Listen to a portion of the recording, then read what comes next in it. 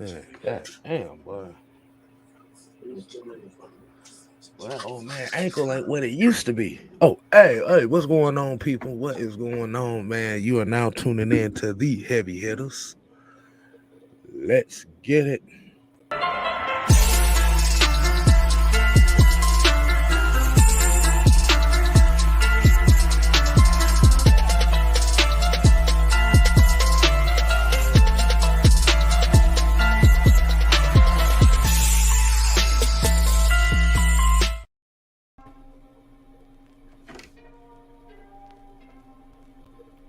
There.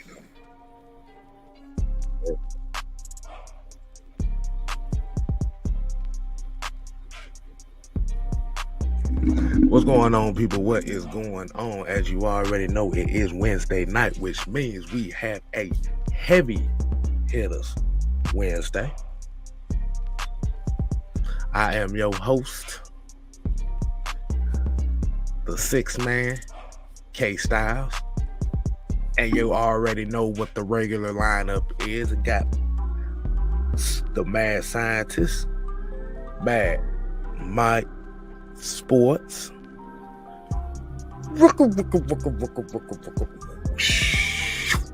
Boom. And if you see that man down there, you already know we have the Minister, Jew Talk Sports. And we are your Heavy Hitters. Now, before we start this show, we gotta hit them with a very special roll call. Hey. And today's roll call, we're gonna kick it off with Terry Martin, Joseph Thornton, Big Ant AFN, show him some love, John Higgins, Bubba Gump, Mr. Adamsville, Darnell, Dez Diggs, Brian Peoples, ATL Leo, Trey Hill, Andrew G, Dirty Bird, J Dog, Dreddy, Xavier Littman, Nathan Floyd, Bobby Boy Zone 3. We got Juan, the Falcon Therapist. And we got Sonia. Got my peoples in here. And also make sure you give a shout out to yourselves because you was blessed to live through another day and hopefully see it tomorrow. So we're going to go ahead and get this thing cracking in 3, 2. I forgot the beat just dropped right there. So that's the perfect time right there. All right. So as we already know, we done talking about last week. We're moving on to this week. Hopefully. Now, you know, they ain't never gonna let that down. Let's start off with some Falcon news, man. Let's get everybody's thought on here before we get to these three keys. As we've already heard that per Arthur Smith, Kyle Pitts is gonna be down for the rest of the year. Now, there's a lot of panic going on right now. There's a lot of anger going on. I want to get y'all thoughts on that right quick, man. And the floor is open to whoever wants to kick it off. I mean, seeing Kyle Pitts, with the injury that he had when he got hit, we were at the game. When I seen it, I was like, it didn't look good. I knew right away it was his knee. A lot of people were like, what happened? I was like, he got hit directly, like around his knee area. So when they said he was going on IR, I kind of knew then that he probably was done for the year. Of course, they wanted to get the doctors to look, the professionals to look at it. But I feel like even if he was able to come back, like, what's the point of bringing him back at this point in the season? Maybe if this happens earlier in the season, and it wasn't a tear of the MCL, maybe he could have came back, but it's not worth risking it at this point. I mean, KP is still young. Kyle Pitts is really young, so you don't want to put his career in jeopardy by trying to bring him back early. It's no reason to. Like I said, next man up mentality. That's what football is about, and that's why we always talk about depth. I always talk about depth. We talk about depth on this channel is next man up. You never know. Every player is one play away from playing. Like all these people that keep talking about, the Marcus Mariota, knock on wood. Every single player out there on that field is one play away from injury, one play away from your career being ended. We seen that happen with Ryan Shazier. Just so happened we're playing the Steelers this week.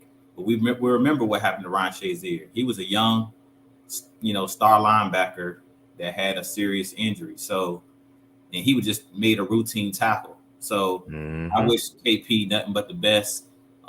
They took a picture showing that he got, the procedure done today. So wish him a speedy recovery, but I don't want to rush him back. I mean, when he gets back, he'll have the whole off season, just kind of heal up and things of that nature. At this point, we're like in the heart of the season. We're right around the corner from the playoffs. So it didn't give him a lot of time, even if it wasn't a really serious injury, to come back. So at this point, like I said, next man up. All of those guys we got, Ferkser, Pruitt, Parker Hesse, we're going to have to play these guys. They're going to have to fill in. As we always say, football is the ultimate team sport. So you never know. But, we definitely wish him a speedy recovery. But I think he'll be fine. But no reason to rush him back at this point. What you think on that, Mike? Well, obviously, Kyle is a critical part and a major part of this offense. But the beautiful thing about this offense is that we're a run-first offense. We don't necessarily need guys to be successful as far as the running game is concerned. Guys like Kyle Pitts. You do the good thing that we have a guy like OZ who is a threat, a real deep threat, as well as Demir Bird. Obviously, Drake London is he's a real threat as a receiver himself. He's continuously growing. He's probably number one. I think he's number one, number two, tied with George Pickens. Those guys just go back and forth each game, just 1 and 2 for their targets. He only has one drop pass all of the an entire year. So they have guys that they can go to as far as the passing game is concerned. Not to say that Kyle Pitts won't be missed. Of course, he will be missed. But again, the good thing about the Falcons is they're a run-first team. They don't necessarily count on Kyle Pitts as it pertains to the running game. So the beautiful thing, the second, third is really one that nobody's really paying attention to as far as a receiver. And who is that? Who is that? I'm actually got that. Who is the guy that nobody's really paying attention to as far as the pass is concerned? As far as the Falcons concerned? Yeah, being a receiver. We talking about let's see. Let's play some heavy hitters hood Jeopardy for this one. Yeah, let's go. Let's see. What is Demir Bird for 200?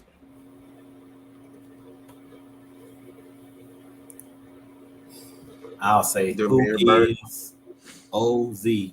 I see it in the chat. The Wizard of Oz. Who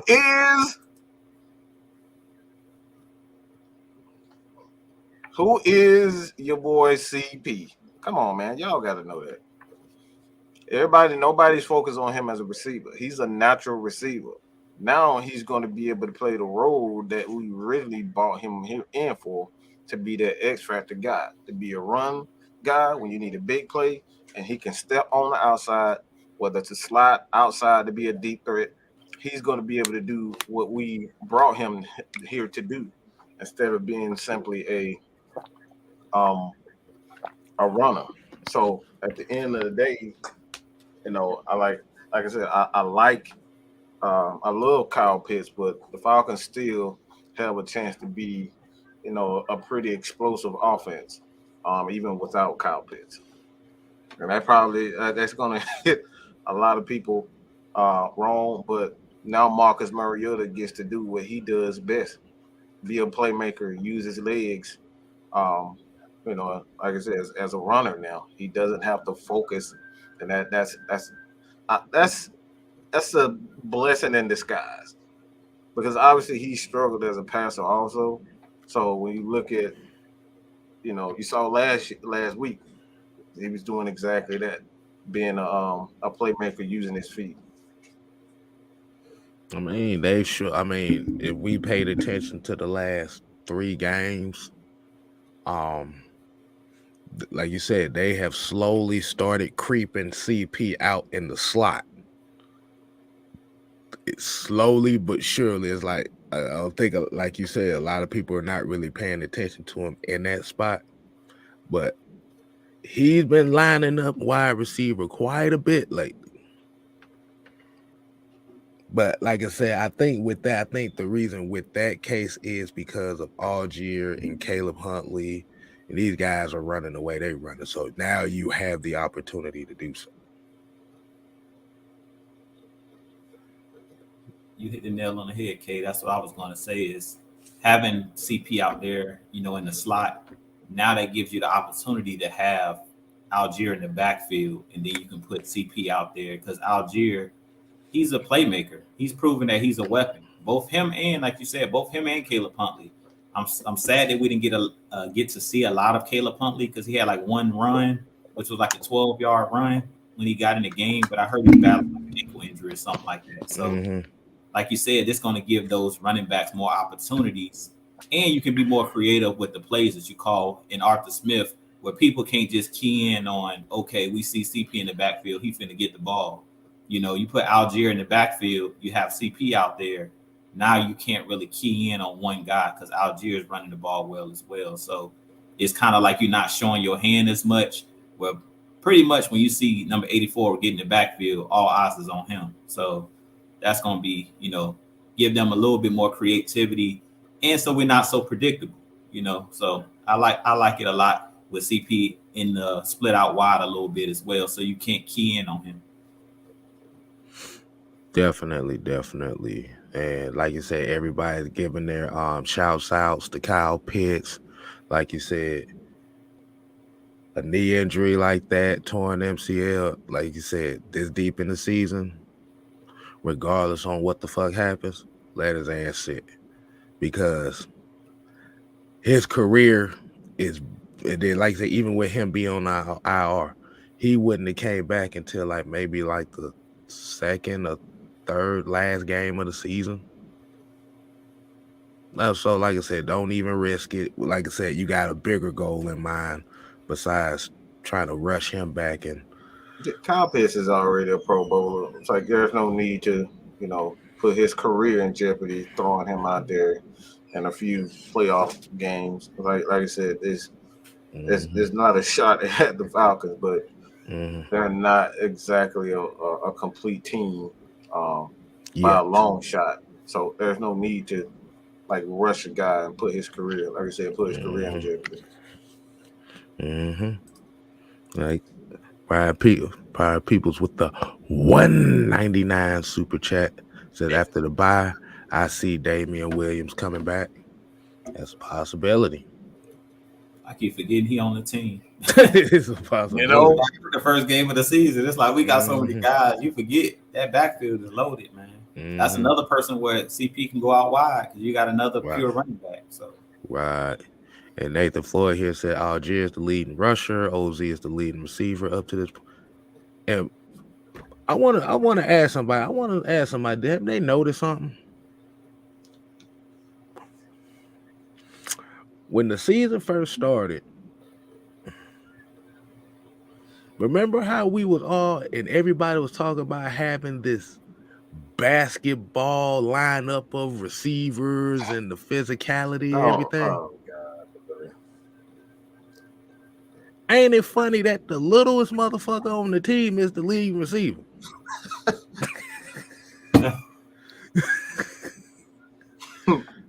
I wonder if Yeah, anybody it's. realize that. I mean, he fits perfectly in his offense. So like it is interesting to see him as the leading receiver, man. You got to think about it too. He has the experience from last season, also being in this offense already. So Mm-hmm. Mm-hmm. you're acclimated. That's what we keep talking about, like with Drake London, with Kyle Pitts, and I said this last night during y'all show. Like I'm looking for development in these young guys because London is only going to get better. Kyle Pitts is only going to get Mm-hmm. better. Like OZ had a full season last year to kind of get acclimated and know what Arthur Smith wants. A lot of these guys, like Demir Bird, they're just coming in, so they're trying to get acclimated. That was another reason we seen Mm-hmm. Brian Robinson, um, didn't pan out. The dude we brought in from Oh, Brian Edwards. Brian Edwards. Yeah, Brian Edwards. Yeah, that's the reason he didn't pan out. Doghouse Edwards.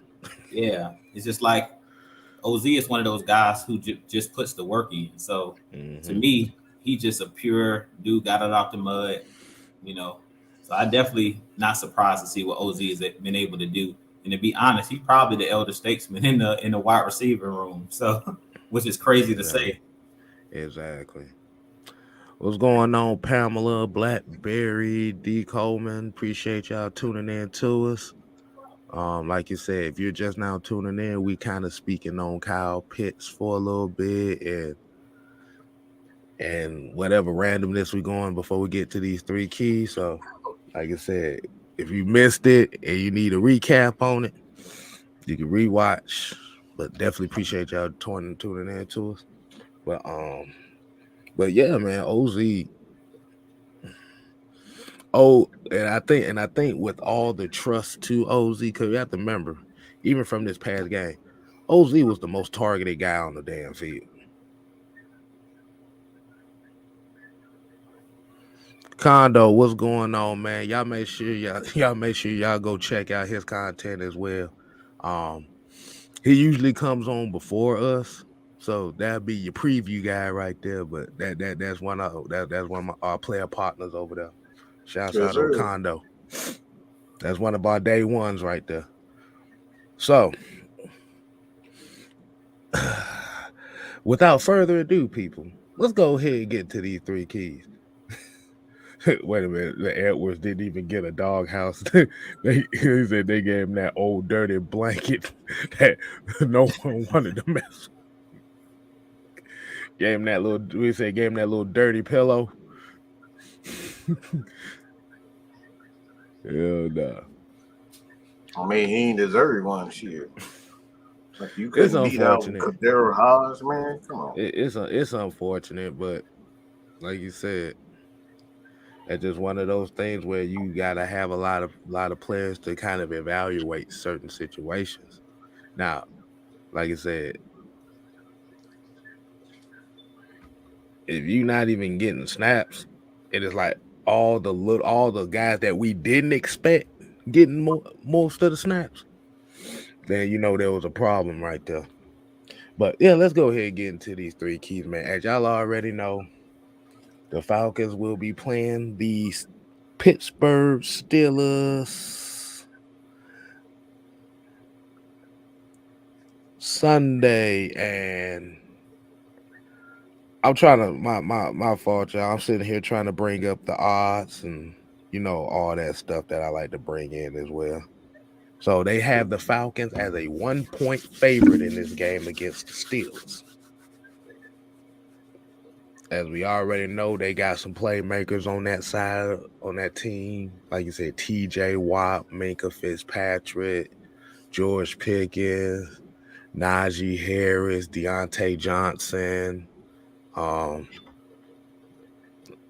What name? Benny Sapp.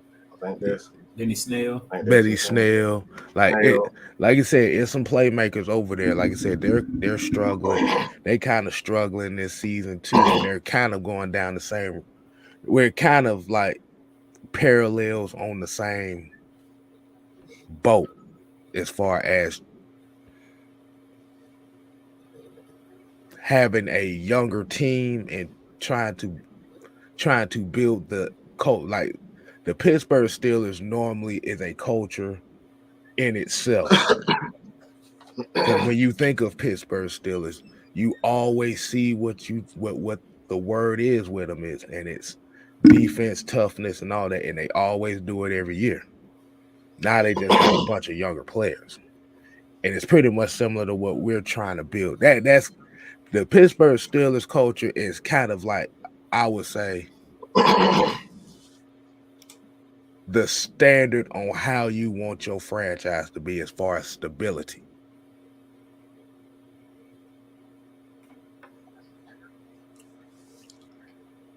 That's what we were talking about yesterday about identity, sticking to an identity. Mm-hmm. So if you stick to an identity, you'll never have issues with developing players. That's the biggest killer of franchises. They never stick to an identity. When you stick to an identity, you know what you are. You'll never have issues with developing players. They might develop at a certain rate, but they will develop. Mm-hmm.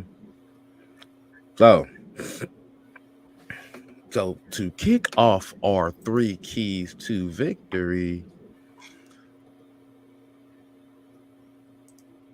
drum roll, please. We're going to let the minister run point and bless us with the word. All right. K-Styles, you already know what to do. Get the graphic. If it comes up, there you go. There you go. There you go. Avoid the negative plays. I ended this with our last show we just talked about. We're moving on from last week.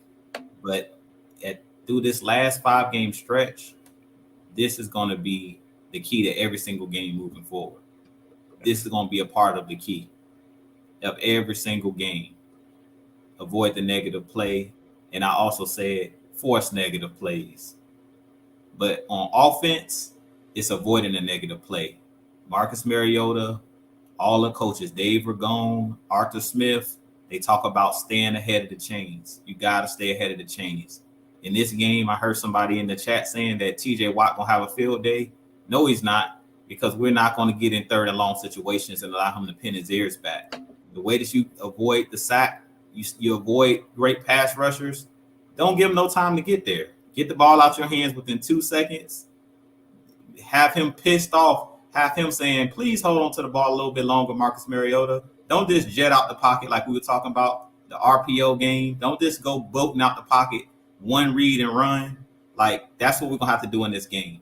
We're going to have to throw the first punch. We can't get caught flat-footed in this game. You got to start fast, because I told you guys in the last show, we've been saying this. I've been saying it all year. This team's margin of error is very small.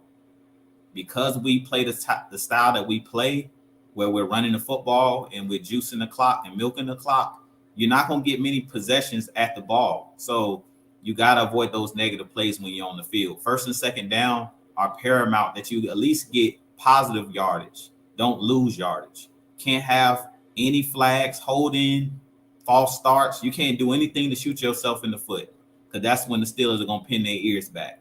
You got to get the 2-3 yards in a cloud of dust in this game. Even if you're Marcus Mariota, as I talked about in that Chicago game, one thing that I was really happy about in that game was Marcus Mariota didn't have a bunch of big, long runs, explosive runs, but he didn't have those negative plays where he lost yardage. In this game, you got to stay away from that with the Steelers. On offense, get those 1 and 2 yards, but don't go backwards. Whatever you do, don't lose yardage, because you get in the 3rd and 10, 3rd and 7, 3rd and 8, that's when you're going to hear TJ Watt's name get called. Not going to hear his name on 3rd and 3, 3rd and 2. He's not going to have time to pin his ears back, because that ball's coming out quick. But on the defensive side of the ball, we got to force negative plays. I feel like that's been a huge issue with this Falcons team this year, more than us on offense, having a lot of negative plays, because they've done, to me, a solid job up front of running the football, rushing for 160 yards, 200 yards. Like, we're the third best rushing team in the league. So we're doing a pretty good job of staying out of those negative plays. But on the defense, I need to see more negative plays on 1st and 2nd down. Last week was atrocious. We're allowing 7, 6, 5 yards to carry on 1st down. You can't do that. If you want to get off the field on third down, you have to force negative plays on the offense. I mean, on the defense. So Grady Jarrett and that defensive line, Grady Jarrett and the crew, we need those guys to get after those guys up front. Get after that offensive line. Get after the running backs, because we know that Najee Harris, if he plays in this game, he's going to tote the rock. We know Benny Snell, they have a rookie quarterback. It shows right there. Kenny Pickett. Force Kenny Pickett to beat you. That's exactly what you want to do in this game. If you force those negative plays on first and second down and make it third and long, they're basically the Pittsburgh Falcons. Because on third and long, that's when you allow your team to pin their ears back. AK, if he plays in this game, D'Angelo Malone, let those guys pin their ears back. But this year, to me, our defensive line really hasn't had the opportunity at a lot of third and long situations. So that's the reason you see the sack numbers are down. Even when AK does get home, it's usually the ball is gone. He's had a lot of pressures. We've seen Grady. He's had a lot of pressures, but it's hard to get sacks when it's third and medium, 3rd and 5 or less, because that ball's coming out quick, or it's a possibility that it still could be a run. So in this game, force Kenny Pickett to beat you, as AJ Evans said. You want the rookie throwing that ball, because if you guys watch that Monday Night Football game, which I kind of did some scouting against the Steelers, Kenny Pickett is a guy that will put the ball in harm's way. That's what I saw in that game. The Colts didn't come away with the interceptions, the opportunities that they had,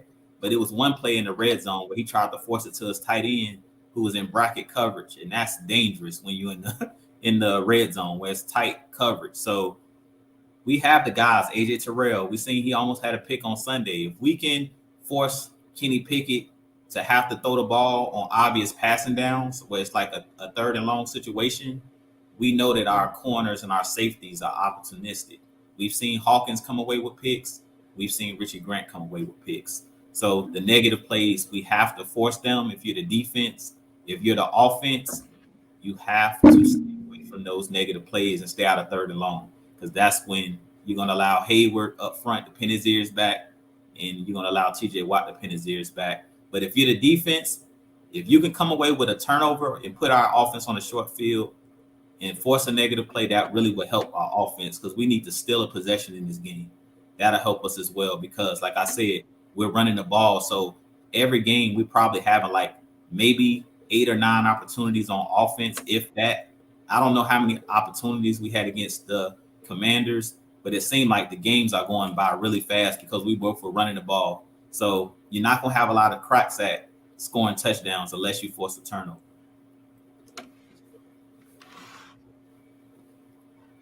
All right, Mike. What do you what's your thoughts on that, man? What's your thoughts on the negative plays?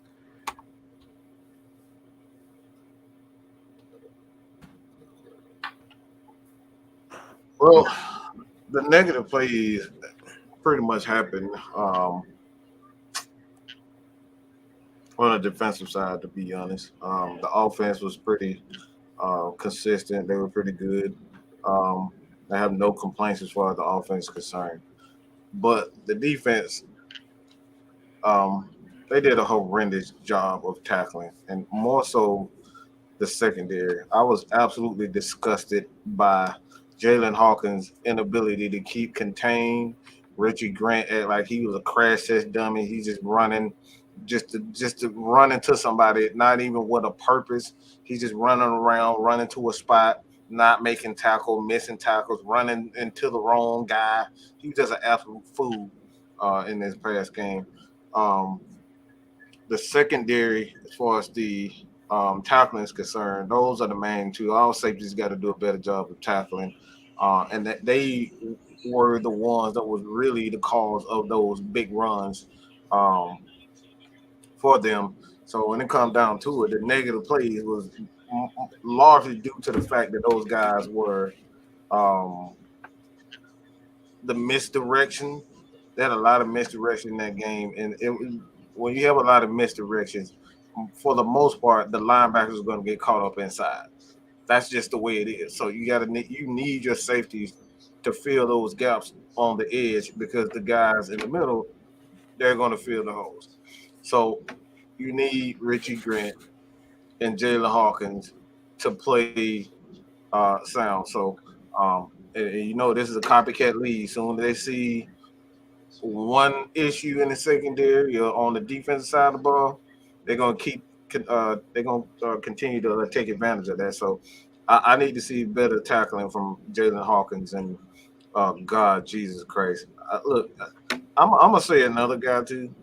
I know you know exactly what I'm about to say. Go ahead, K-Star. No, I was about to say. So basically, what you're saying is leading into the next key. Mm-hmm. Mm-hmm. Mm-hmm. Yeah. And Mike, you already know. Get the graphic. Yeah.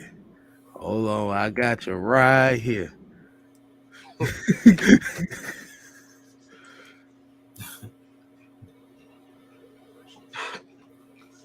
Okay. So, all right.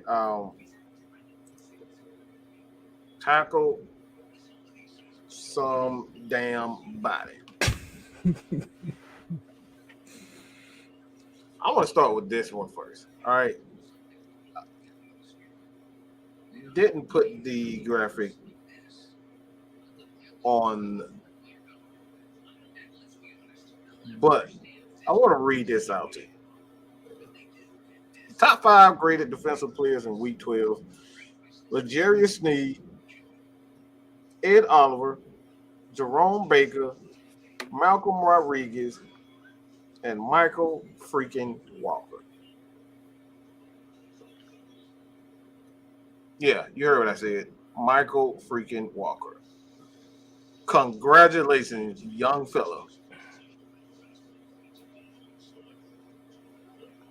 But there's something got to say about that.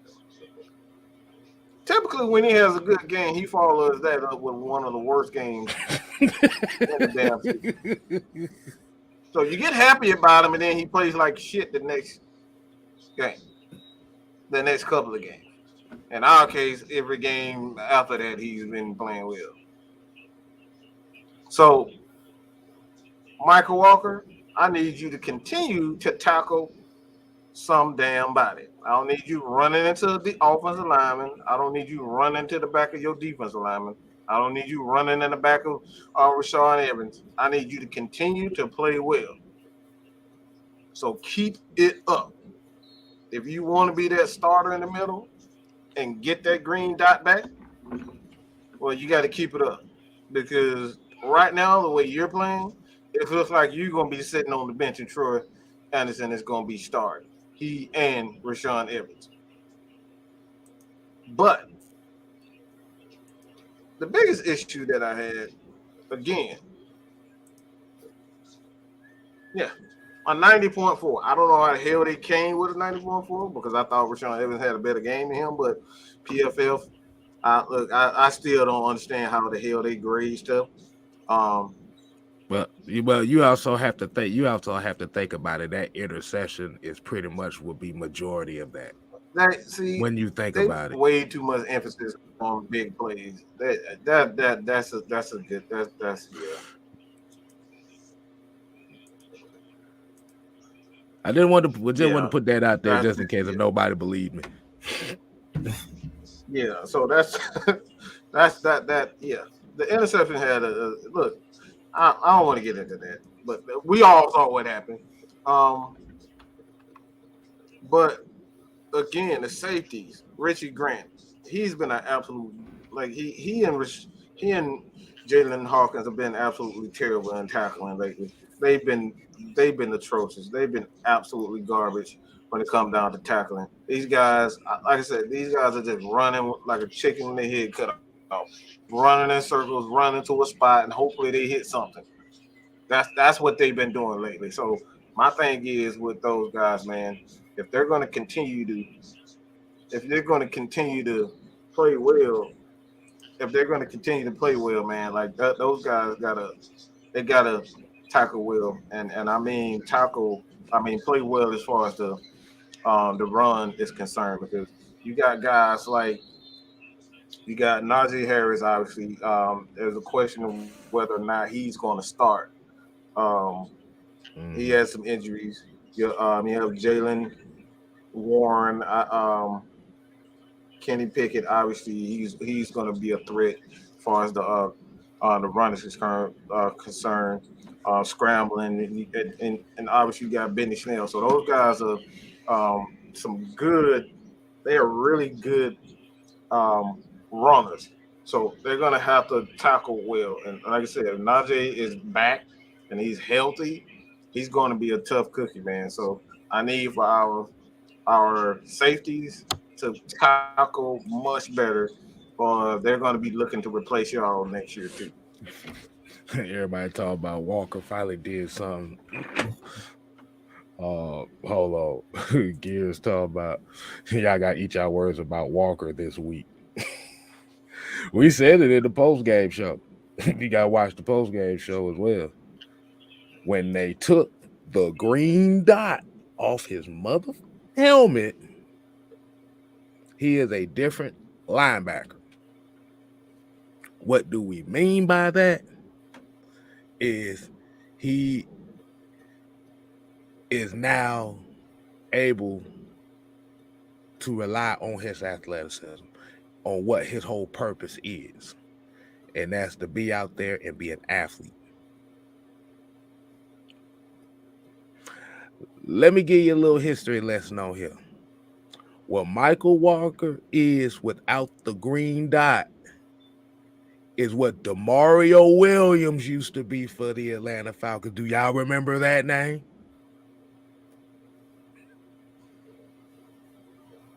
They're like, who? Who? Who? Because I had to look back at some old Falcon footage, and I was trying to wrap my brain around it. Like, Michael Walker is kind of familiar. He looks familiar, like I've seen him in a Falcon uniform before. And I was like, and it brought to my attention. I said, Demario Williams.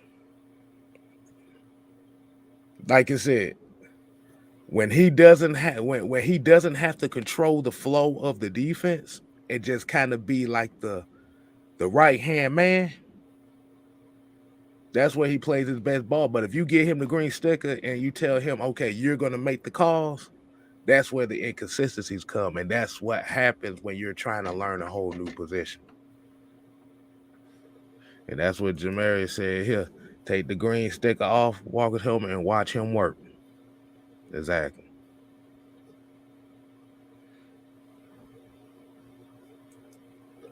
I think that Demario Williams comment kind of fucked them up a little bit. Do y'all think so? No, because they don't know who the hell you talking about. That was a throwback. That's a throwback for y'all asses right there. But go ahead, Mike. Oh, I said, I don't. Yeah, I said, well, that was my key. Just tackle well. Just safeties in particular. All right.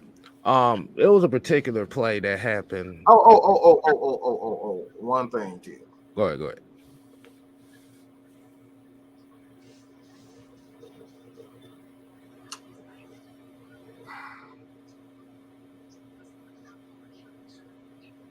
I'm gonna need Darren Hall check between his legs and see if he got some nuts. Okay, I just want him to check because he act like he straight had a vagina between his legs. Play like an absolute, you know what, running from contact, getting ran through over and over and over and over again. Just kept getting like he's just running from contact. So I'm gonna need him to seriously. Y'all saw it. Dude was literally running from contact. He got ran through so many. Look, like I said, I hope he's hearing me because I need him to look at that film and say with a straight face that he was actually happy with what he saw. He was running from everybody. Brian Williams had him run. Look, like I said, bro. Yeah, Hey, look, look, I I'm just about to need, say one. Hey, look, one, put the right word in the Sukihana syndrome. bro. That's it. Yeah, he got ran over and he started making business decisions after that. Hmm. Yeah, he ain't want no parts of it. So I'm gonna need him to check between his legs and see if he got some nuts. Because I don't Come, need to see that getting ran over. He got ran over by Brian Robinson one time, and he was running the whole game. So I'm gonna need him to step up. The tackling from our DBs was absolutely garbage. You heard Grady Jarrett say in the press conference, we missed way too many tackles, and it was largely due to the fact that Reggie Grant, Jalen Hawkins, and Darren Hall was absolute trash. and I think not only just the missed tackles in itself too, um, but I think it was the horrible angles as well. Because I caught quite a few of those plays where you had the safeties kind of thinking too much, and then they trying to make a play in between gaps where their responsibilities was on the edge, and that was an issue as well. But Jew, what you think about that? What like I said, what you think about what Mike said as far as the tackling? You keep hitting the nail on the head. Before I say anything, you just said it. It's the angles. It's the angles, and it's also the technique. If you look at that play when he got ran over, you can't tackle, and that's why they had me calling Brian Edwards Brian Robinson, because he killed us so bad that he had me still thinking about that man. And the way he ran through us, Brian Robinson, you can't hit him high. He came in too high because he's a smaller DB. So if you see Oliver when he tackles, most of the time he just takes guys' legs out, and that's Mm-hmm, why he's one of the best tacklers on our team. He basically just wraps and rolls. He mm-hmm, tackles like with that technique. If you watch Oliver when he tackles, he pretty much tackles the same way for any and everybody. You mm-hmm, rarely see him come in high, and when you're mm-hmm. tackling a bigger running back, you can't hit him up high. We remember what happened when Casey tried to hit Zeke. You come in high when you hit a big dude, man. You Boy, why you had to remind me of that? That motherfucker got hit so damn hard, boy. He Zeke put his ass on the slip and slide. and that's what it was. He came in too high. Like what do they say in football? The low man wins. If Mm-hmm. you a small guy, you can't be coming in like you finna hit stick somebody. And that's how Darren Hall He he said looked Darren, he terrible. said Darren Hall 5'10", 187 pounds, trying to go high on a running back that's 6'1", 230. Exactly. You can't come in high. And we've seen how many times this year we've seen CP truck a linebacker against the Chargers, knocked him Mm, straight into the end zone. Like we've seen it numerous times. And CP, he's a pretty big guy, but the linebacker that he ran over was around the same size. So it's all about technique. Like you just said, the angles and the technique. And also, I said it last week, game tackling.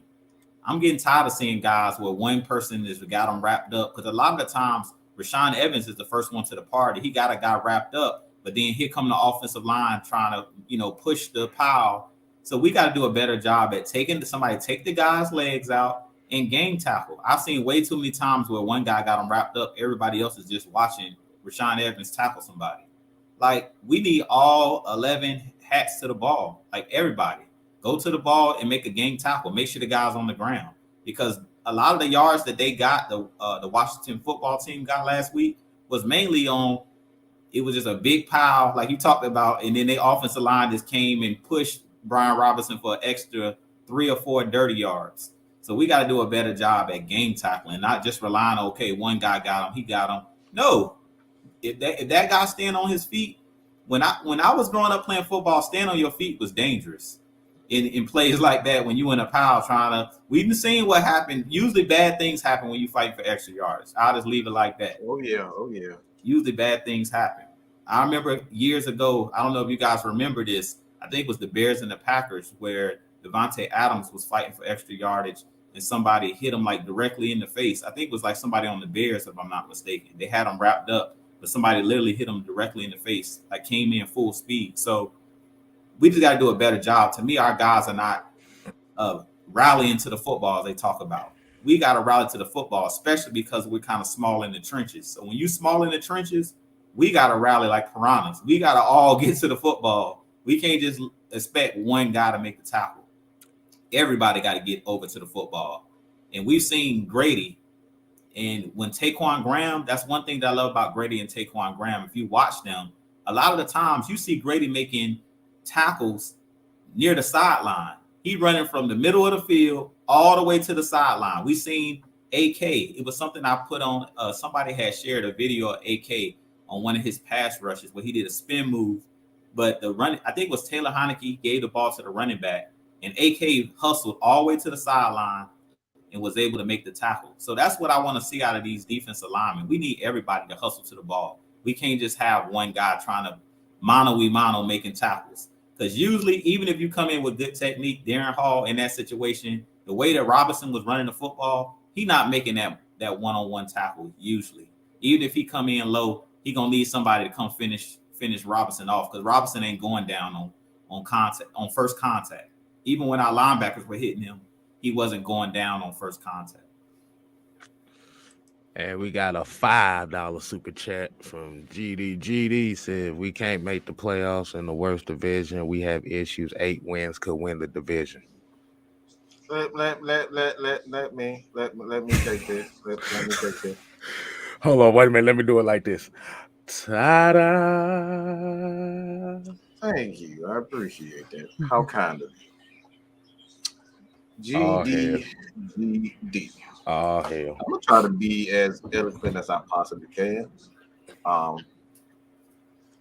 We truly appreciate your $5 donation.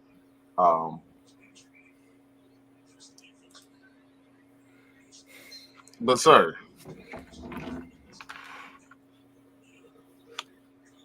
this team is ranked. What, Ju?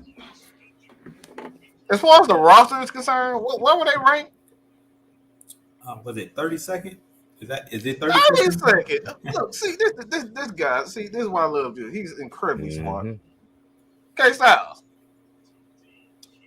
Who are we playing with on offense? One of my best players out. Who is that guy? Kyle Pitts. Oh, thank you, Lord. So see, this is why we're a great team. We're a great team because of that. One of our best defensive players have been out for at least, 3-4 games in a row? Who is that guy? Casey Hayward. Best player. Oh, best player. It was AJ Terrell for a while. That's it. See where I'm going? These guys are in the playoff hunt, and they were missing most of their best players. What issues? They've overachieved. No one expects these guys to even win 2 games. No, they expect us to win 2 games, but nobody expects us to win anything over that. They held us 2-15. So why do we have to make the playoffs? That's where I'm baffled. Why do we have to make the playoff to be, I guess, the for us to be proud of them? These guys have already done more than what we're talking about a guy who was a backup quarterback right now. His numbers are identical than a guy who won the MVP. Yeah, Lamar Jackson. Almost identical in numbers. Lamar Jackson's about to get a $200-300 million contract, and the guy that we have at quarterback has dang near identical numbers. So at the end of the day, I understand our need to want to win championships, but this team ain't that damn good. That's a fact. Anybody else want to take that? Hey, man, you pretty much said everything. Like you said, when your own Atlanta sports media don't pegs you to win no more than 3 games, that's the bar set right there. Like I said, it's not our fault that everybody thought Tampa Bay was going to win 14 games this year. 13 games. It's not our fault that the Saints were pegged to win 10 games this year.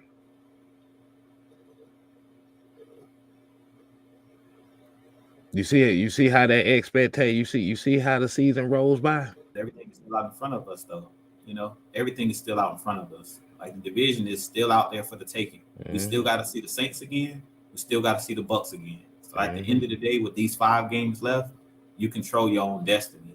What I don't want to see from this team, and Marcus Mariota already talked about it, is we're counting on other teams to lose. If you want to get in, then go and beat these teams. If you want to beat the Bucks or win the division, go beat the Bucks, go beat the Saints. That's the way. That's your route into the playoffs, is beating those teams. Getting our revenge on those 2 teams that we should have beat early in the season. Because to be real or to be frank about it, we definitely should have beat the Saints because we were dragging them the first game of the season. And then the game against the Bucks, we all know what happened on that phantom call. So you have your chance. This team has their chance. I mean, if you want the division, it's yours for the taking. So we're going to see how hungry this team is. It's no pressure, really. It's no pressure. If they go into these games and they handle their business, they'll get in the playoffs. But it's no pressure. Like you said, nobody expected this team to do anything. So for them to even be playing, as y'all talked about last night, playing games that matter in December, which you can pretty much say they play all the way towards the end of the season because it's the last month of the season. We're in close to the last quarter of the season. Everything is right there out in front of us. Everybody in our division, nobody has more than 5 wins when it's all said and done. So you want to get in the playoffs, go handle your business. Go knock off the Bucks. Go knock off the Saints. Handle your business and you'll get in. But it's no pressure for these guys. These guys are still in the development stage. So it's no pressure. And I'm glad y'all said that too, because we got one more key for y'all. And like Jamaria said, 2-15, keep that same energy. Oh yeah. Ooh yeah. Dig it. All right. Now we got one more key. And I'm at to close this out, but I'm gonna set this up a little bit different. As Mike and Jew knows, I'm kind of like a documentary buff as far as looking at certain things. I was watching the well, it was a docu-series, but it was on Netflix. It's called Age of Samurai Battle for Japan. It was a particular battle that caught my interest.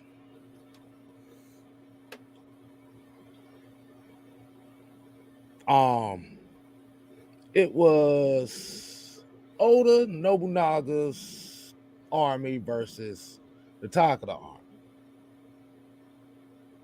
And they introduced guns into a battle. But they did it a little bit different.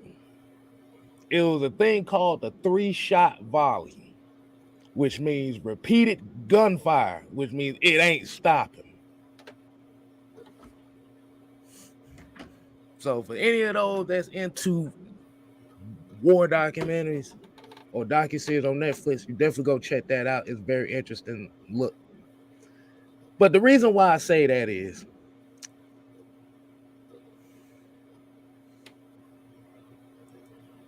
the Falcons' 3-shot volley advantage for this game is Mike's 3 worst letters he want to hear. Or, wait a minute. K Styles, you got the graphic. Okay, cool.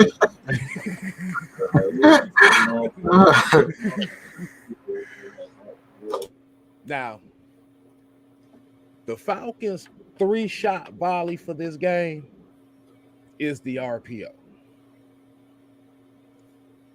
For those that don't know what RPO is, it's run, pass, option.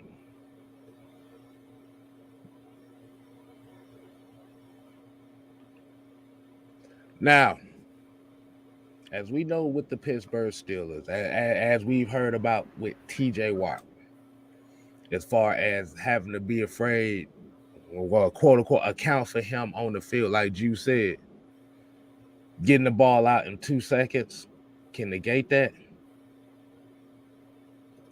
The RPO is going to be our best friend in this game.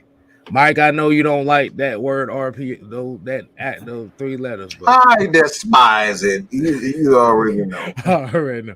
But the RPO is going to be your best friend in this game. Because if you want to negate that pressure, you want to negate those safety blitzes with Minkah Fitzpatrick. Because they still got Tremont Edwards. One of them Edwards brothers. I forget. They still got that. I don't think they got Devin Bush. But like you said, they like to send safeties. They like to send corners. It's still a version of who used to be their defensive coordinator, the 3-4 guru. It wasn't Dick Geron. Who that was? Dick LeBeau. LeBeau. Yeah. They still run. They and this is what I said about the Pittsburgh culture. It's a culture that never stops. And like I said, their defense is ran the exact same way. The biggest difference is, as far as we're talking about, as light as the Falcons are on the defensive line, the Pittsburgh Steelers are even lighter.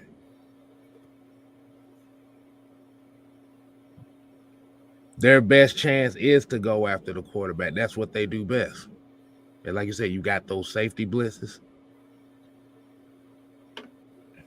Okay, yeah, Dick LeBeau. Yeah, like I said, I just want to, like I said, hey, we show a little respect over here.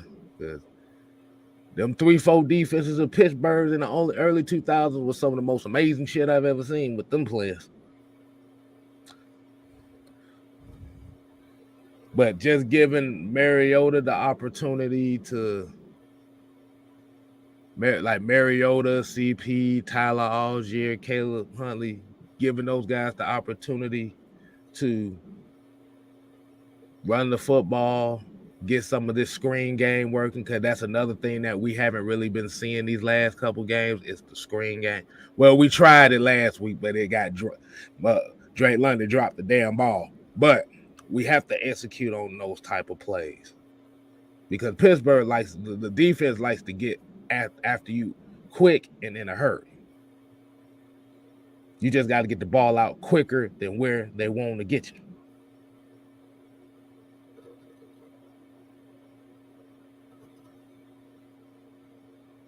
Pittsburgh had one of the worst run defenses in this league for the last 2 or 3 years now.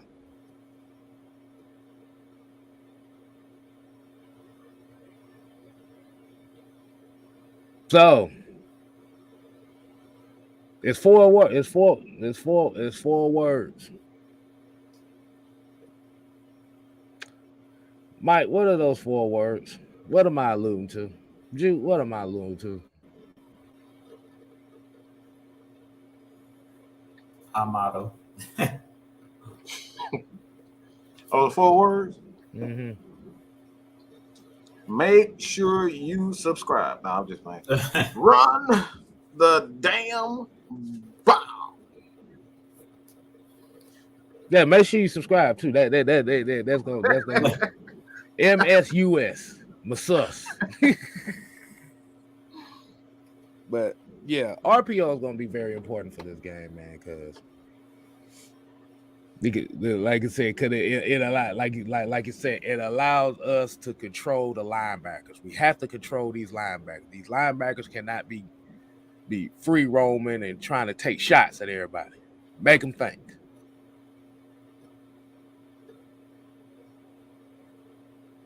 Now, I'm glad everybody's on the same page.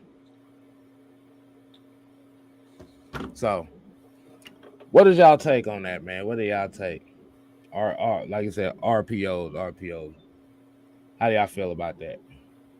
It goes back to what I said last week, when we were talking about. Um, I said Mariota's at his best. Like he was my X factor for last week's game, and pretty much I must have been in Arthur Smith's film room because they did exactly what I was talking about. He was killing the Washington Commanders on those RPOs, but he was taking the ball and just running with it. I mean, he got so many first downs where he just pulled the ball, pulled the ball from CP, and got on the edge. Got on the edge of that defense. So I think that's where our offense is at its best when we're running that pistol. It's hard to stop when you're bringing. And I think to me, Arthur Smith added a couple wrinkles to it where he had Pruitt in the backfield, where it's like an extra blocker, which I thought was really smart. You seen a play where he had Drake London come and they call it like a pop pass where he came as he was like doing like a jet sweep and Mariota was throwing the ball and he got a first down. So I mean, there's a lot of different things you can do out of those formations, out of those pistol formations and those RPOs. So to me, that's when our offense to me is in rhythm. When Marcus Mariota can get in the rhythm, when he's doing those 3-step drops, when he pulls the ball and just throws a quick slant to Zacchaeus, throws a quick slant to Drake London. Allow these guys to run out the catch. Allow these guys, your playmakers. Basically, Marcus Mariota needs to be out there like a point guard. Get the ball to your playmakers. Let them do the work. And that's what I would look for in this game. Like you said, we do that best. Run the ball. We've been talking about that all year. The reason we've been in every single game pretty much for the most part this year is because we're sticking with our game plan, which is run the football. That's who this Falcons team is. That's our identity. Physical football. And that's why all of these games have been close. Now, another thing that I don't think a lot of people have been paying attention to, but I happen to take a look at it, is this year we're playing better at home. We're 4-2 at home this year, where previously last year, I think we only won like one home game. And on the road, we're 1-5 this year. So that's another thing that could help us in this game. We haven't been, over the last couple of years, we haven't played well at Mercedes-Benz, but we played well this year. So, but I can tell you why that is too. Experience. We got the younger players. The younger players love playing at home. Facts. They got that crowd behind them. So, like I said, man, in this game, we know those Steelers fans are going to travel, but these players played well at home this year. So, hopefully they get that home cooking. They can sleep in their own beds. Hopefully they come out ready to play. Because like we said, from here on out, every game is a playoff game at this point. We were just talking about if you want to get into the playoffs, you got to basically go out here and try to run the table. So, but you got to do it one game at a time. So this is the most important game of the season. Every game you play in this last stretch of 5 games, I think we play this game and then you have a bye week. So you got to play this game like there's no tomorrow, because after this game, you have your bye. So you got basically a whole 2 weeks to prepare for the Saints, which is going to be another big game in New Orleans. So we got to have this one. We got to have this game. But like we said, that run pass option, I know Mike, he hates that run pass option. But look, as I said before, go back to the Barney basics, dumb it down. That's what we need out of this offense. Because we know that our offensive line, we've talked about the pass protection. It hasn't been great. So run that football. Marcus Mariota, it should be, instead of run pass option, it should be run option. Falcons, we do more running than anything. It ain't much passing going on, but do what works. If you got to run it until we can't run it no more. Run that football, man. I need everybody to run it, because if you be honest, that play with Drake London had, that pretty much was a run play. If you run a jet sweep, that ain't a pass. That's a run. So run that ball, man. Hey, the screen pass is just an extension of the run game as well. So there you anything to keep the pressure off that offensive line and keep the pressure, keep that pocket clean. But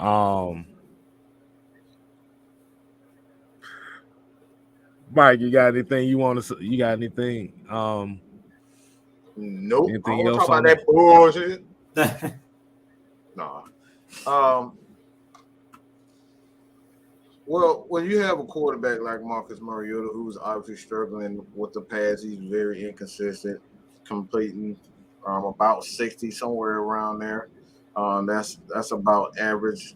Um, an elite quarterback completes the ball about 65, 66% of the time, and above. So that's elite status. So his about around 60%. So he's an average quarterback. So you obviously you want to put him in positions where he can gain confidence. It's all about gaining confidence, and that's why Arthur Smith is saying you go to hell, because that's exactly what he's doing. He's putting confidence, instilling confidence in his quarterback. You're supposed to do the things that he does well. If he's not performing um, up to par as far as his accuracy, um, watching the line as far as the pressure, feeling the pressure, things of that nature. He's not performing up to par. You dumb it down. You got to go RPO. Those are the things that quarterbacks do. If you go back to the preseason game where Desmond Ridder ended up throwing, I think he threw like 2 interceptions um, in the game in preseason. Might throw one, but he threw an interception right off the bat, and he was just not in rhythm. What did Arthur do? He slowed the game down. He said, "All right, calm down. We're gonna give you a couple of runs. We'll get you a couple of runs on some draw plays. We're gonna have some design runs. We're gonna throw some quick, easy throws. Get it out your hands so you can get in the rhythm. That's what a great that's what a great play call is supposed to be.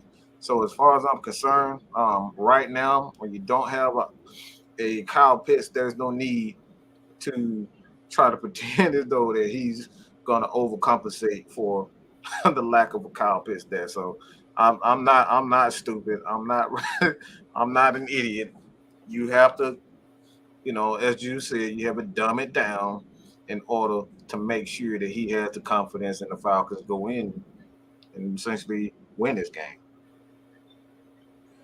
And if y'all gonna be down at the stadium, make sure you stop by this. Make sure you stop by this grill in the blue lot. Oh yeah. Make sure you go to Mr. Fisher #1 Finest Barbecue. Blue lot, people. Good food. Mm-hmm. And let me say this again.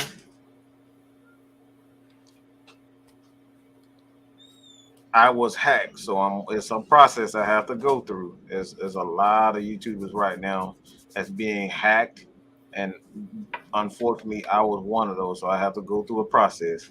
So it could be any day now. I get the verdict on that. So just be patient, people. That's why we got multiple platforms. We got Jew, we got K-Style, we got AFN, we got a lot of channels over here. So we'll be fine. And while I wait for this, okay, good. You know them damn things like to pop up on your damn screen and cover everything you're doing. Mm-hmm. Okay, so that is our 3 keys. Avoid mistakes, tackle some damn body, RPO shout.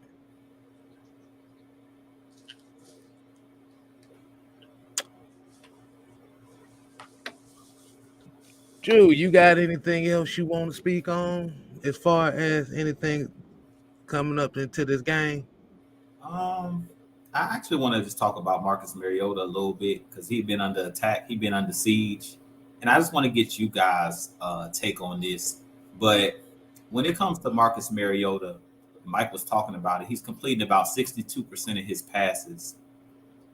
What I want to talk about is it takes the whole team. We always talk about football being the ultimate team sport. And I want to get you guys' thoughts on if we had a better offensive line that could actually protect Marcus Mariota, he could set his feet and make accurate throws. Do you think that his numbers would be better?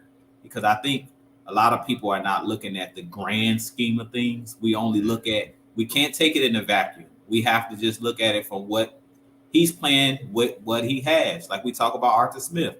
Y'all talked about it last night. They were talking about we need to fire Arthur Smith. He's using what he has. So I feel like, yes, we see Marcus Mariota's numbers, Yes, it's being dumbed down. I don't think it's being dumbed down because he's not a good quarterback. And I talked about this a little bit in our post game show, and I think it was our post game show. Yeah, I think it was the post game show where I basically talked about if you got guys at your feet, everybody's not Patrick Mahomes. Everybody's not Josh Allen. Everybody can't throw the ball off platform accurately. We're seeing him throw a lot of high passes, but if you're not stepping into your throws, it was the same thing when Matt Ryan was here. Matt Ryan was throwing a lot of wild passes as well when he was here last year, but it was based off of, well, I got guys in my face immediately. I got guys at my feet, so I can't step into my throws. Even if I do have great mechanics like a Matt Ryan, if you can't step into your throw and put power on the throws, it's hard to hit a wide receiver accurately. So I feel like some of it is Marcus Mariota, but I feel like a lot of it, y'all talked about it. Low snaps, throwing off the rhythm of the offense, where he's not even looking at what receiver's open because he's looking at the ground to pick the ball up. So I feel like some of this criticism that Marcus Mariota is taking, I say we have to look at it as the full grand scheme, that it's the whole team. It's an ultimate team sport. It's not just Marcus Mariota that he's a terrible quarterback, but he's using the weapons he has, and he has to play with the offensive line that this is the hand that he's dealt to play with. So a lot of people, I'm not trying to be the Marcus Mariota defender, but I am saying I think that Marcus Mariota is not as bad as a lot of people think he is. It's a lot of things that's going on that we're not really paying attention to. So I feel like we need to draw some attention to that I think Marcus Mariota's numbers could be a lot better, but it's just this is the hand that he's dealt. Just the same with this coaching staff. I think our record could be a lot better, of course, if we had some money to bring in better players. Let's just be real. Money, money, money, money. So I kind of want to just get y'all thoughts on that. What do y'all think? Because I kind of was going down. I did a little like a list in my head. Like I'm gonna go through some quarterbacks and say, okay, Marcus Mariota's better than him. He's better than him. And I like to play the hypothetical game sometimes, since fans like to do that, and say, well, what if you place Marcus Mariota on this team with a better offensive line? Like, what if you take Tom Brady off the Buccaneers and put Marcus Mariota in that situation with a full offensive line intact, with all of the wide receivers that Tom Brady has? Would he have a better record, or would he have better stats? That's kind of how I try to do it, because sometimes you never dealt that hand. And that's why I talk about Marcus Mariota may never play with a team that's fully loaded. So sometimes you got to play that hypothetical game of how many guys are better than Marcus Mariota, because I'm looking at the playoffs. If we get into the playoffs, I kind of did it in my head like Marcus Mariota is better than a lot of these quarterbacks that's in the playoffs. He's better than Daniel Jones. The Giants are right now sitting in the playoffs. I would say Dak Prescott gets the nod over him. Taylor Heineke, who just beat us, Marcus Mariota's better than him. I'm sorry to tell you, yeah, they beat us, but if you put Marcus Mariota on that team, to me, just looking at it in a vacuum, Marcus Mariota is better than him. So I'm looking at this NFC playoff bracket, and I'm like, who in the NFC are we scared of if we actually get into the playoffs when it comes to if you just took the quarterbacks? The only quarterback right now that's in the playoffs that has experience is Tom Brady. And if we beat them, we may knock them out of the playoffs. So it's literally like not many quarterbacks in this actual playoff bracket that I'm afraid of. Jalen Hurts, no playoff experience, a second-year quarterback. So it's not really like any juggernaut teams you're going to face until you get to the Super Bowl. All of the big name quarterbacks mainly are on the AFC side of the bracket. The Packers are not making the playoffs with Aaron Rodgers. You got Kirk Cousins. Is he better than Marcus Mariota? I'll say yes, but are you scared of Kirk Cousins in a playoff situation? I'm not. No, because you're going to expect him to throw the ball to your ass about 2-3 times. Exactly. I kind of want to get you guys take on it. Let me read some numbers, and this is a $300 million guy. All right, so we're just gonna look at his passing yards right now, right? Just his passing yard and itself. He has 2,200 yards passing, 17 touchdowns, and 7 interceptions. right? And that's Lamar Jackson. This guy's about to receive one of the biggest contracts, you know, that we've seen. Um, and we're talking about a guy, Marcus Mariota, who's getting like he's not going to get anywhere near that. His numbers are he's literally throwing for 200, less than 200 yards than Lamar Jackson. 3 less touchdowns and threw 1 more interception than Lamar has. This is a guy that's about to receive a 200 plus, almost, he could quite possibly be $300 million. And this guy's only threw for less than less than 200 yards than the quarterback that we want to run out of town. Doesn't that sound familiar? Yeah, sound familiar, huh? So it's not about the I think where the issue comes down to is it's not about the numbers, it's not about the quarterbacks thing, it's about the wins. It's about winning games. Like you said, Lamar Jackson won 2 more games than Marcus Mariota, and no, we're not comparing the two as far as who better, who not. We looking at the numbers part of it. Like I said, well, I'll do it. I'll give a damn. Look, Marcus Mariota, right now, he ain't playing no better than Marcus Mariota. Keep it 100. Because he got what, 200-300 yards more rushing than Marcus Mariota. But you know Marcus that you know that's gonna be the next thing. 300 more yards rushing. Yeah. We got the rush. He got about 200-300 more yards rushing than Marcus Mariota. Mm-hmm. So is Lamar that much better than him? Hell no, he's not. Nah, he's not. He's not really. No. It's just the name. Let's just keep it. It's just the name. He's doing exactly what Marcus Mariota doing for more money. And you see what we're talking about? And they can't build a defense. That's why the defense is struggling. It's something that Michael Vick, you said, I forget who it was. It was someone, Devontae had he's heard an interview where Michael Vick was he was talking to Shannon Sharp. He said, if I were Lamar, I wouldn't take that $300 million contract. Why? Because if you do, you ain't gonna be able to build your team. This is a quarterback that had close to, he had $100 million contract and then went to Philadelphia, had a decent little contract there, and he told you, and you're seeing this over and over and over again with quarterbacks, Aaron Rodgers, and we're seeing Russell Wilson right now. Both of those guys with these mega deals, and that team can't afford anything else. Mm-hmm. So again, I'll say it, Lamar Jackson ain't no better than what Marcus Mariota is right now, putting up almost the identical numbers.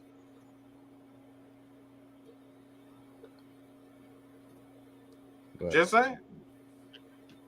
But like you said, when it comes to what Jew is saying about it, it's like you said, you got to work with what you got to work with. This team has $80 million worth of dead cap money. Not 8, not 18, not 28, not 38, 80. The salary cap in itself is about $230 million. Somewhere 230, 240 for each team. So the Falcons have what, about 140 million, 140, 160 to play with. Somewhere in there from 240, 80 million. Something like that. It's somewhere in there. Somewhere in that range. I think it's like 120, somewhere in there. But that's a lot of dang money that you can't use. That's a lot of money you can't use. Look, think about this. You're paying dead cap money to 6 or 7 players that you just re-signed back on the team. Yeah. See the problem, people? It's not that Arthur is a bad play caller. He calling plays for bums.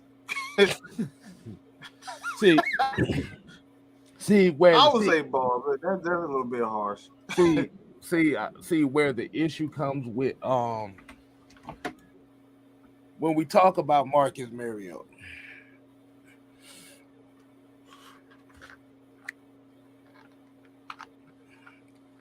I think the word that you're looking for is what they call talent envy. It's talent envy. And what I mean by that is it's not based on what you have. It's always judged based on the popular player or the popular team. It's like that Mean Girl in high. Yeah, y'all ever seen that movie Mean Girls? It's one of the goofiest damn movies I've ever seen. But it is. But the thing is, it's everybody wants Patrick Mahomes. Everybody wants Lamar Jackson. Everybody wants Josh Allen. Well, now they want Josh Allen because he's proof. That man ankle's gonna be sawdust in a few. So, because Marcus Mariota is not putting up those type of numbers, is not being box office like them, he's judged on a different criteria than those guys. Like I always said, you have expectations. Expectations depend on who you like. But for the last 2-3 years, we literally have been hearing for 2 to 3 years. If we had a mobile quarterback, they didn't specify how good he had to be or not. But they say if you had a mobile quarterback in Atlanta, this is an automatic playoff team. And some of y'all in here right now. Some of y'all in here. And some of them done disappeared off the face of the planet from these channels too. But we ain't gonna bypass that. Ooh. Because I can go back to week 1, and I know this for a fact because when I went to watch a football game in a public setting, and Marcus Mariota ran, and when Marcus Mariota's first game, what was the narrative in the first game? Really, the first couple games. This Falcons team was better off with Marcus Mariota because he could run the football. Now, the problem is while he can run the football, now you're looking for the other aspect of it. But there's a problem with that too. You had the other aspect, but you didn't want it. Now you're looking for that same credential or that same intangible from a guy who we knew right before the season started didn't have that type of intangible. Now you're looking for the intangible that Matt Ryan brought, and you're wishing Mariota had that intangible. But when you had that intangible, you didn't want that. You wanted this. And for all the true Falcon fans, if you pay close attention to the way the Falcons have been playing, this is not the first time the Falcons have been like this. This is not. Welcome to the land of the real. Because what you're seeing is real. We lived in a time where we had what I can honestly say about 6 elite quarterbacks. That has never happened in any generation of football to have that many elite quarterbacks. Now y'all seeing what real football is about. Got to go back to the small intricate details of football. Learning how to read the defense. That's one main reason why I despise everything about the RPO. Now RPO has its advantages when you have quarterbacks that aren't necessarily elite quarterbacks. Yeah, they may have a big arm. Yeah, they may have the athleticism. So you'll throw them in a RPO system, to take advantage of those skills. But we're living in the real world right now. Not just Falcons fans, just NFL fans. These quarterbacks suck. We lived at the time when we had at least 6. And we're talking about over the last 20 years, 10, I can say the last 14 to 15 years, you've seen at the very least 6 elite quarterbacks. There's never been a time in NFL where you had that. Go research it yourself. You can see it for yourself. That's never happened in the NFL. I got a question though. And it's very interesting that you say that too. Going back to what I was saying about the mobile quarterback and how they were desperate to have the mobile quarterback down here until he found out that he couldn't put up the passing numbers that they expected to, or Kyle Pitts wasn't putting up the number, wasn't having the numbers like he did his rookie year. It was mighty ironic that we're calling for a rookie quarterback in Desmond Ridder, in which I remember the whole offseason that a lot of Falcon fans said was absolutely garbage.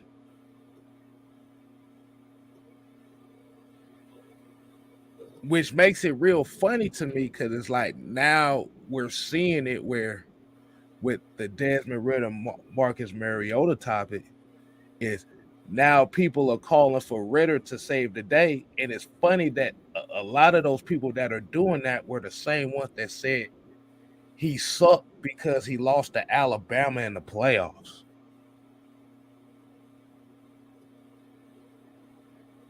But you know what's interesting, funny?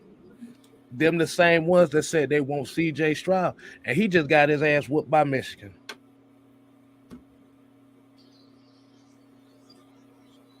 But there's a big difference. You have more leniency to the players that you want, and you have more strictness to players that you don't want.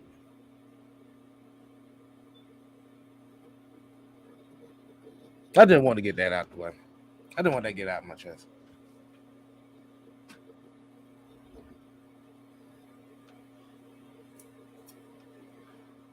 Because you can go, like I said, all you have to do is type in Desmond Ridder on Twitter, go all the way back to the offseason. You're going to find out what they really think about Desmond Ridder.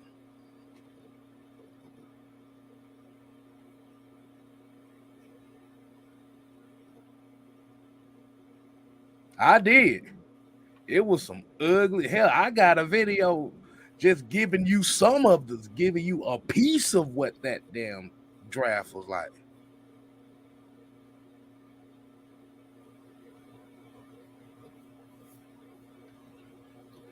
But go ahead, y'all. Go ahead, y'all. Well, yeah. Anything else? Anything else we got? You said it all. Yeah. Bubble gum. Yeah, that was the main talking point. Desmond Ridder was the worst quarterback in the draft, aka the Falcons don't want a fully black quarterback, and it is crazy too, because it always came down to representation, or Desmond Ritter was not good because he lost to Alabama in the BCS playoffs. Like,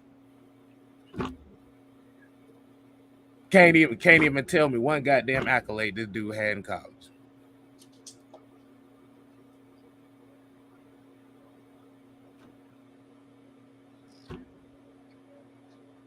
Yeah, you can base your opinions off of what he did in the preseason. But y'all can't tell none of us nothing about Desmond Ritter. This circle of people here have been on the Desmond Ritter train since 2019, 2020. So don't tell me that we are afraid to see Ritter out there. Because as y'all being the same ones that said y'all wanted Ritter, were the same one that telling us that we was dumb because we thought Ritter was good.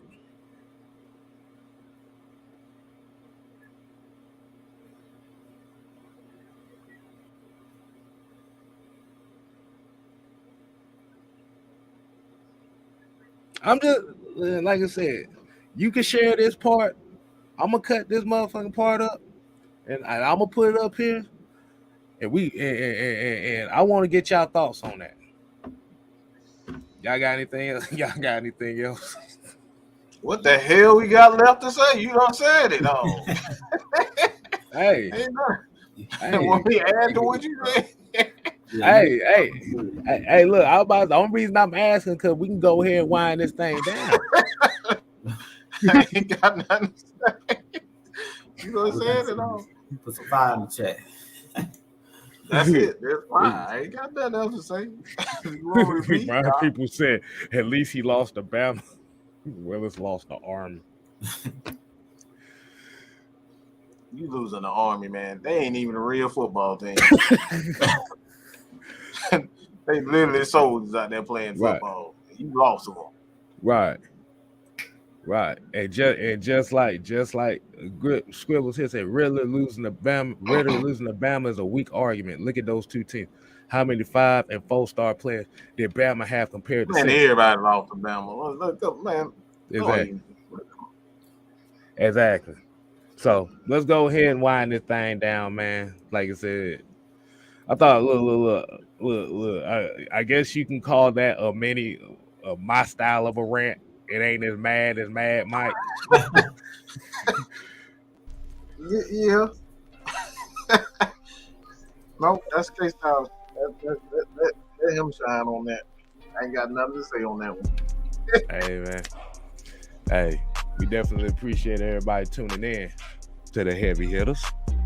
The Heavy Hitters.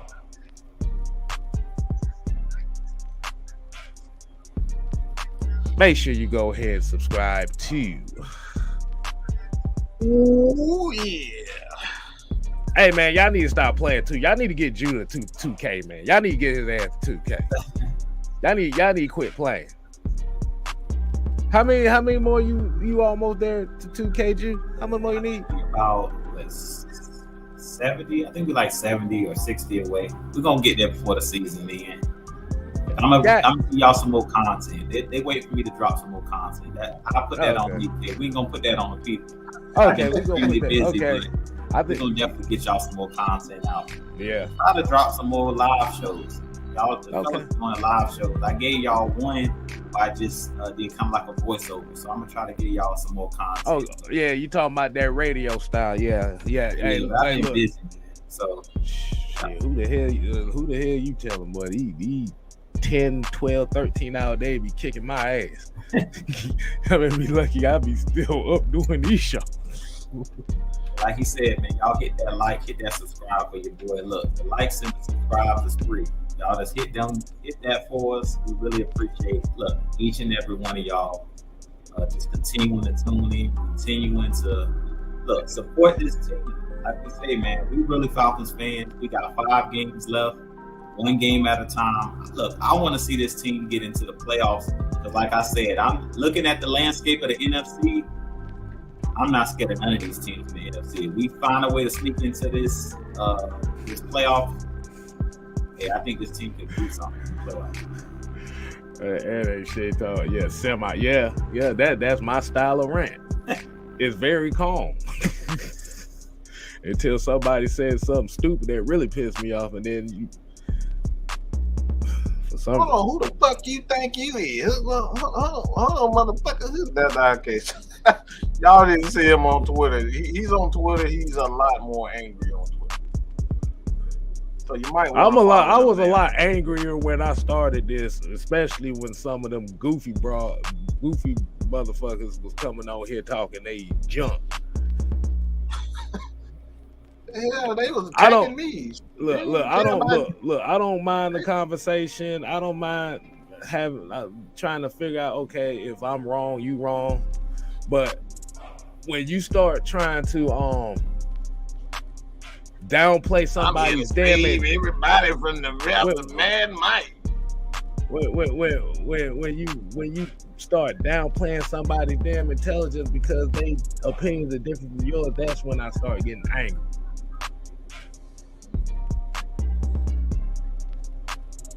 And I start sounding like Sam. That's the part y'all don't know. That's why I don't be in Twitter spaces. So yeah, as well as subscribe to GSN Mad Mike Sports. In the meantime, let's get that monetized for Mad Mike Sports. Mad Mike until Mad Mike Sports channel comes back. And as well as hit your boy up 6-man K Styles. We 4 away from 1100, so let's go ahead and hit that subscribe button as well. Like I said, make sure you tune in tomorrow for the AFN crew, the Therapist, Big Ant, Night Rider, Blackberry, all our brothers over there. Gonna give you a good show as well. So until next time, people, we ain't here to play. We here to stay. Oh yeah! You ain't gotta go home. Get the hell out of here. This dude talking about a feng shui rant. Yeah, that was kind of feng shui when you think about it.